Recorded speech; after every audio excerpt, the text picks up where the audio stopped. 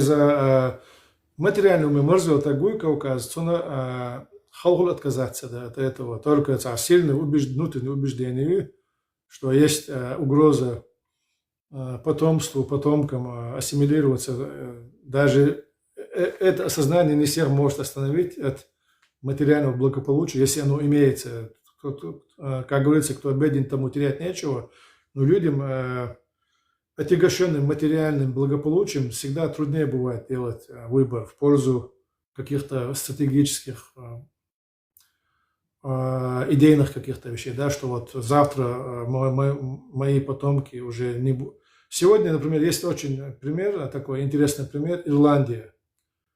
Они долго боролись за независимость, они в итоге ее достигли, но сегодня они уже до такой степени потеряли свой язык за период колониального прошлого, что там есть несколько небольших населенных пунктов, где говорят на ирландском, и то достаточно искаженном, а все остальная часть Ирландии говорит на английском языке. Они делают огромное вливание, да, в то, чтобы, то есть субсидирование политики восстановления своего языка. Но когда нету достаточно большого количества людей, которые говорят на этом языке, и от этого нужно оттолкнуться, очень трудно восстановить почти что мертвый язык. И у меня просто вопрос к нашим соотечественникам. Хотели мы быть вот как раз по теме вот, эволюционное достижение суверенитета или независимости. Давайте пойдем по этому пути эволюционного развития, достижения независимости, но через энное количество лет или веков мы все-таки станем независимыми, но русскоязычными чеченцами. Устраивает нас такое?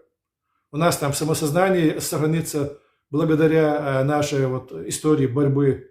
Ирландцы именно сохранились, то есть их самоидентичность сохранилась благодаря их борьбе за независимость.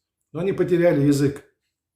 Сегодня на самом деле вот их разделяет вот это психологическое отторжение, то есть они не комплементарны с англичанами, но по сути это есть вариация, да, тех же англичан, они говорят на их языке, думают на их языке, значит, ментальные какие-то вещи не отличают их англичан. Но вот такая ситуация нас устраивает в будущем.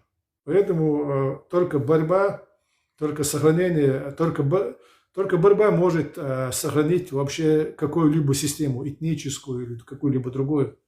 Без борьбы сохраниться невозможно. Мы должны стать непереваримой или же орешком, да, или костью, которая застревает в горле Российской империи. Если нас проглотят, все, нас уже проглотили. Мы будем просто каким-то, я не знаю, почвой для российского субэтноса. Нам этого хочется?